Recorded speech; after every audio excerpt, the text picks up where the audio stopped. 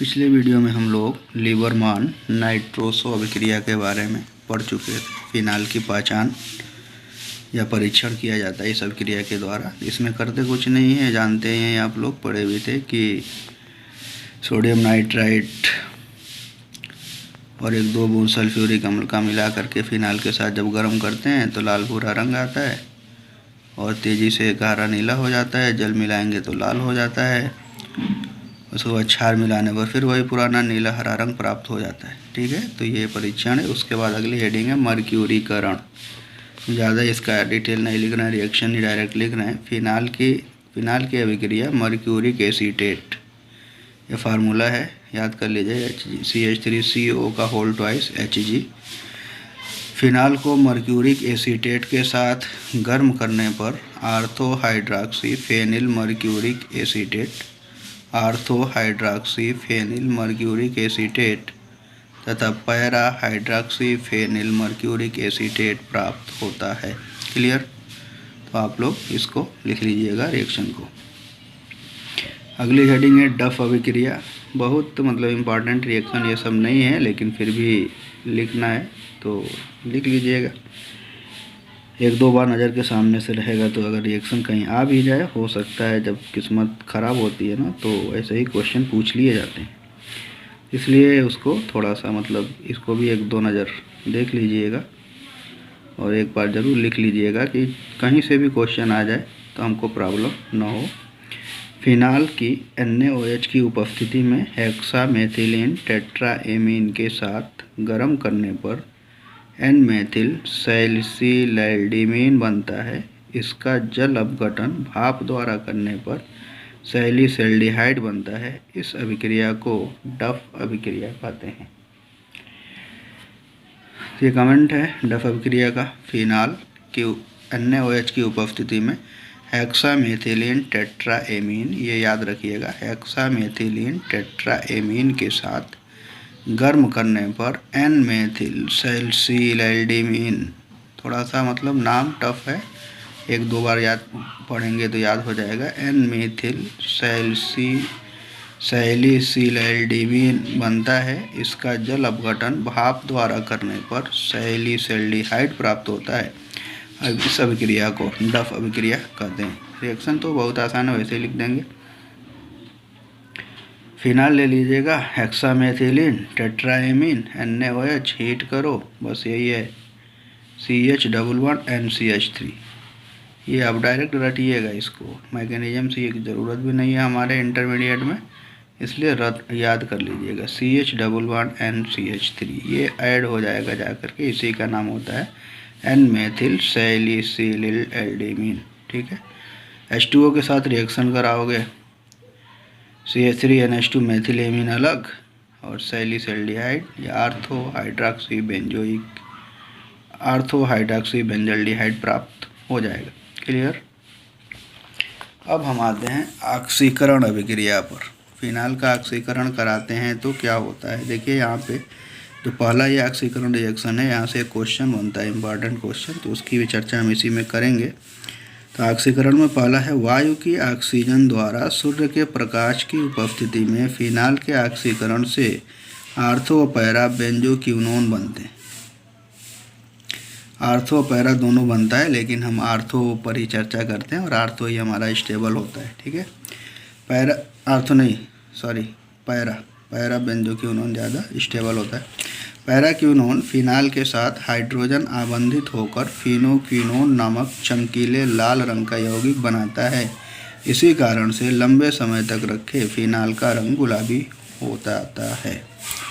शुद्ध अवस्था में फिनाल रंगहीन होता है, भौतिक गुण में हम बताए थे, लेकिन अशुद्ध अवस्था में उसका रंग गुलाबी हो जाता है। क्यों? वायु के ऑक्सीजन और सूर्य के प्रकाश की उपस्थिति में अभिक्रिया करके पैराक्विनोन बना लेता है और ये पैराक्विनोन फर्दर फिनाल के साथ हाइड्रोजन बॉन्डिंग करता है, जिसकी वजह से लाल रंग का चमकीला फिनोक्विनोन बनता है। हाइड्रोजन आबंधित होकर फिनोक्विनोन प्राप्त होता है, जिसकी वजह से फिनाल का रंग ज़्यादा दिन तक रखेंगे तो गुलाबी दिखाई देता है। तो ये आंसर है एक।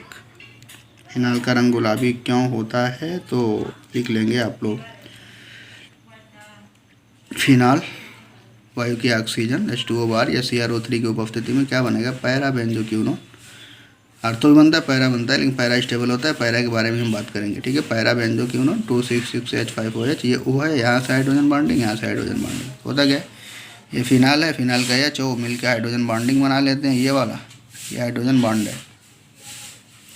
और ये भी क्या है, हाइड्रोजन बॉन्ड, ठीक है। तो इसका बनता है फिनोक्विनोन। कलर क्या होगा, लाल, लाल या गुलाबी, ठीक है। तो शायद क्वेश्चन ये आप लोग अगर पूछ ले तो लिख लेंगे कि फिनाल का रंग गुलाबी क्यों होता है, ठीक है।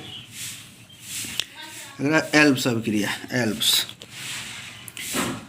तो इसमें भी सिर्फ ऑक्सीडाइजिंग एजेंट हम कन्वर्ट कर रहे हैं। वहाँ पर क्या था, पहले फर्स्ट वाले में ऑक्सीडाइजिंग एजेंट हम यूज किए हैं, वायु का ऑक्सीजन से ऑक्सीकरण हुआ है, फिनाल का आर्थो बेंजोक्विनोन बना है। अब यहाँ पे पोटेशियम परडाइसल्फेट K2H2O3 द्वारा ऑक्सीकरण पर पैराक्विनाल बनता है, हाइड्रोक्विनोन।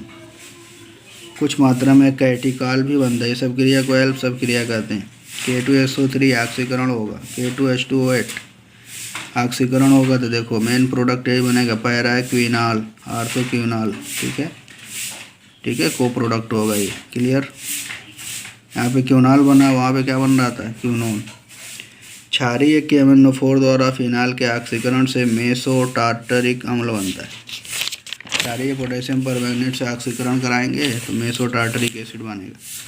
तो टार्टरिक एसिड का फार्मूला होता है मेसो फार्म, होता है कि अगर बीच से काटेंगे आप ये, तो दोनों ये OH ग्रुप ये दाहिने साइड में इसी मेसो की पहचान होती है। वैसे यहाँ पे हमको मेसो से जानना होना नहीं है, फर्स्ट ईयर में पढ़े थे, अगर थोड़ा सा ध्यान होगा, ध्यान से पढ़ेंगे तो मेसो और एरिथ्रोफार्म पता चल जाएगा। वैसे उसकी ज़रूरत खास नहीं है, डायरेक्ट आप रट ही लेंगे। फिनाल ऑक्सीडेशन कराएंगे 9O, ये याद रखिएगा, क्षारीय KMnO4 4 कार्बन का ये क्या है, एसिड है, COH, बस ये स्ट्रक्चर ऐसे ही बनाइएगा, मनमौजी नहीं कि OH को इधर, इसको इधर, ठीक है। इसको ध्यान देंगे आप लोग, क्लियर। अगर क्रोमिल क्लोराइड से ऑक्सीकरण करा दें, CrO2Cl2, क्रोमिल क्लोराइड नाम रखिएगा, इसको लिख लीजिए, क्रोमिल क्लोराइड।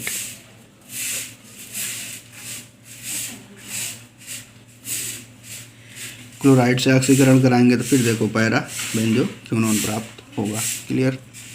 ये इंपॉर्टेंट रिएक्शन है, इसको देख लेंगे आप।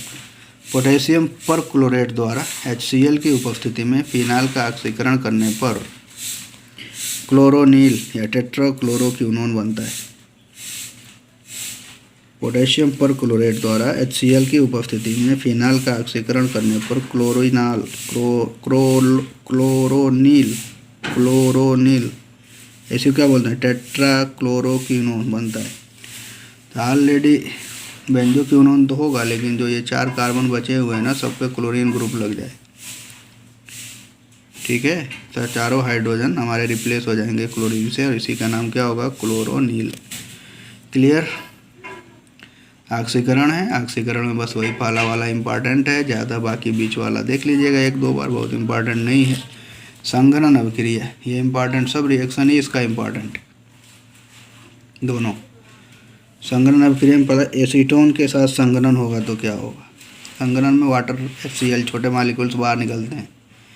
सांद्र HCl की उपस्थिति में एसीटोन की फिनाल के साथ अभिक्रिया द्वारा संघनन से बिसफिनाल A बनता है। बस कुछ करना नहीं है, नाम याद रखिएगा और बनाना सीख लीजिएगा। सांद्र HCl की उपस्थिति हो गई, HCl एसीटोन की फिनाल के साथ अभिक्रिया द्वारा संघनन से बिसफिनाल बनता है। तो फिनाल का स्ट्रक्चर बनाइएगा और जिधर OH है उसको किनारे रखिएगा, और उसके ठीक पैरा पोजीशन का हाइड्रोजन सामने रख के 2H 2 फिनाल से और एसीटोन से एक O निकाल के बाहर करिएगा, फिर दोनों ले जा करके आप ऐड कर देंगे तो आपको मिल जाएगा CH3, C से एक डायरेक्ट ये फिनाल अटैच हो गया, इसी को क्या बोलेंगे, बिसफिनाल, ठीक है।